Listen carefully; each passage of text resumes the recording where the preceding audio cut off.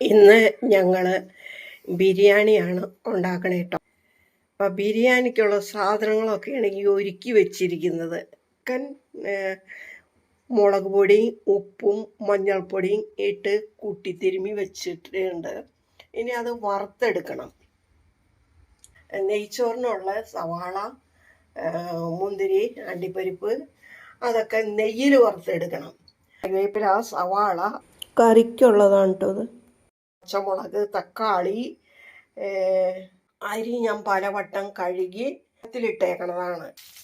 ഞാൻ മുന്തിരി ഇട്ടിട്ടുണ്ട്. പരിപ്പിടാം. ഇപ്പം ഏതാണ്ട് പൊളച്ച് വന്നു. ഇത് കോരട്ടെ. അപ്പോൾ അണ്ടിപ്പരിപ്പ് ഇട്ടിട്ടുണ്ട്. വറുത്ത് കോരി ഇനി ഞാൻ സവാള മുരിക്കാനിടാമാണ്. ഒരടപ്പത്ത് കോഴി വറക്കാനായിട്ട് പാത്രം വെച്ചു. വെളിച്ചെണ്ണ ഒഴിക്കാമാണ്. വേറൊരിടപ്പത്ത് അരി ഇടാനുള്ള വെള്ളം വെച്ചിട്ടുണ്ട്. വെള്ളം തിളച്ച് കഴിയുമ്പോൾ അരി ഇടും. സവാള ഈ പാകമായി വറുത്തോണ്ടിരിക്കുന്നു. വെള്ളം ഇപ്പം തിളയ്ക്കാറായിട്ടുണ്ട്. അരി ഇടാനായിട്ട് ഇത് ബിരിയാണി കഴിഞ്ഞ അരി ഇടുമ്പോൾ ഇതും കൂടെ ഇടും. അരി തിളച്ചു. ഒരു കിള്ള് മഞ്ഞൾപ്പൊടി. ഇതിൻ്റെ അരി തിളച്ച് കുറച്ച് നേരമായി. അപ്പം ഞാനിത് ഒരു ചെറുനാരങ്ങയുടെ നീര് പിഴിഞ്ഞൊഴിക്കുന്നുണ്ട്. സവാള മുരിച്ച് കോരി വെച്ചിട്ടുണ്ട്. ചിക്കൻ വറുത്ത് കോരി അതിലേക്ക് കറിക്കുള്ള സവാള ഇട്ടു വഴറ്റുകയാണ്. തക്കാളിയും പച്ചമുളകും ഇട്ടു.